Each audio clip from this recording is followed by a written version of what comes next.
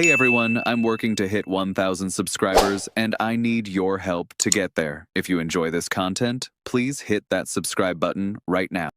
It feels as though the Toronto Blue Jays are standing in a long, echoing tunnel, and the sound you can hear bouncing back is possibility colliding with frustration. After missing out on Kyle Tucker and watching Bo Bichette close the door on his chapter in Toronto, trade rumors are no longer whispers, their footsteps getting louder.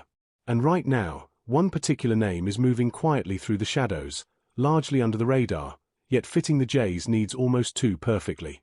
Today on the Blue Jays Report, we're breaking down those rumors, revisiting the truth behind the failed Kyle Tucker pursuit, and taking a fresh look at where Cody Bellinger fits into all of this.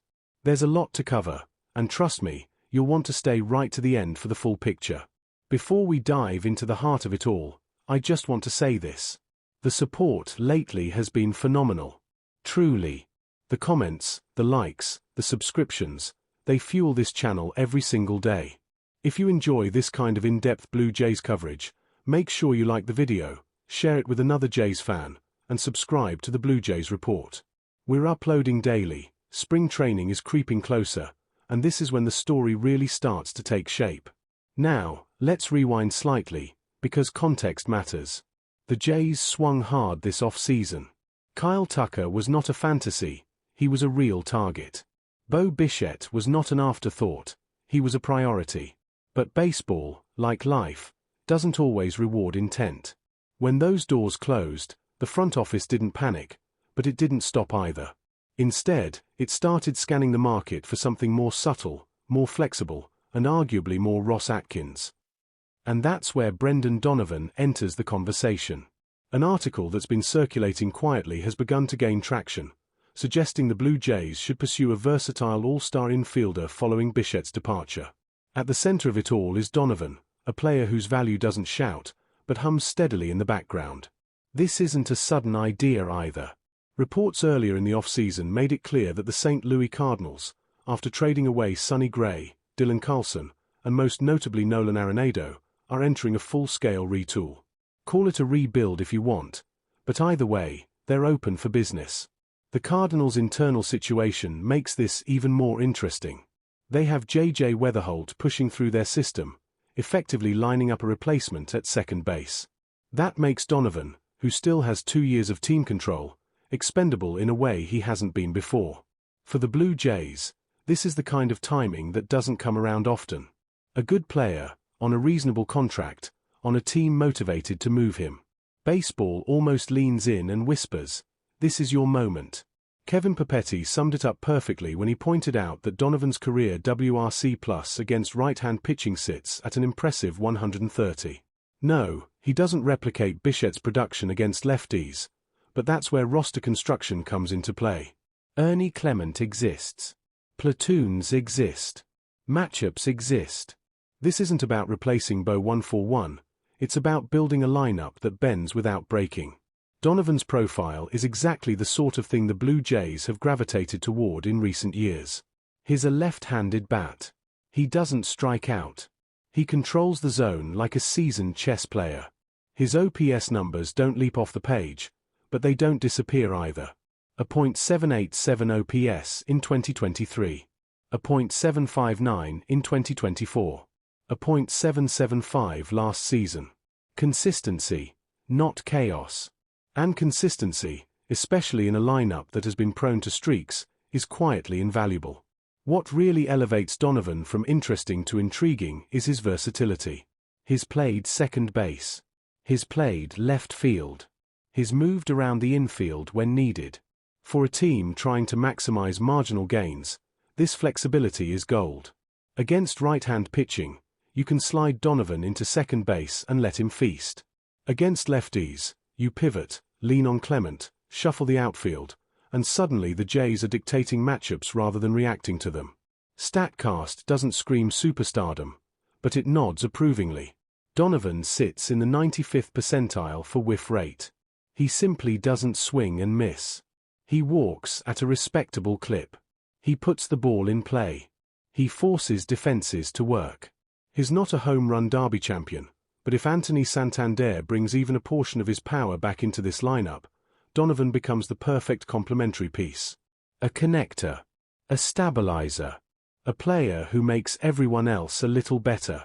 This is where the roster puzzle starts to feel coherent.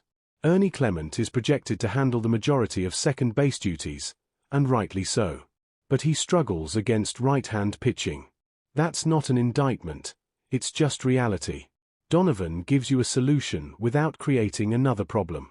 You rest Clement when the matchup calls for it, keep him fresh, and avoid exposing his weaknesses. It's pragmatic, not flashy, and those are often the moves that age best. Of course, nothing comes free. The question then becomes price. Reports suggest St. Louis would look for a package headlined by prospects like Johnny King and R.J. Schreck. That's where hesitation creeps in. King, in particular, has upside that's hard to ignore. Giving up a 5th-ranked prospect and a 10th-ranked prospect for 2 years of Donovan control feels steep. But context matters again. The Jays have already shown a willingness to part with prospect capital when they believe the return fits their competitive window. Would I give up Johnny King? Ideally, no. But baseball negotiations aren't built on ideals. R.J. Schreck feels more movable.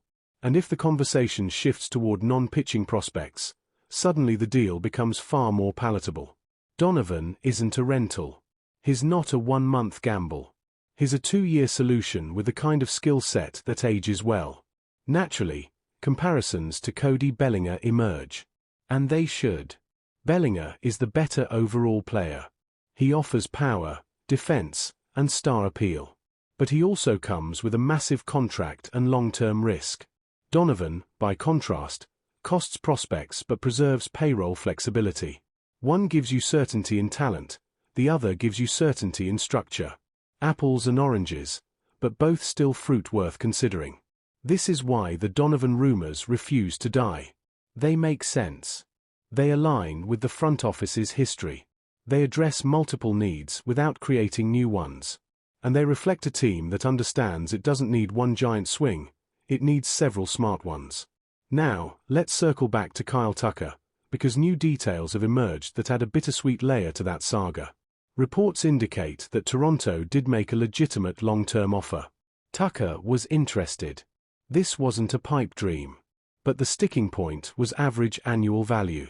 The Blue Jays were unwilling to exceed Vladimir Guerrero Jr.'s $35.7 million AAV.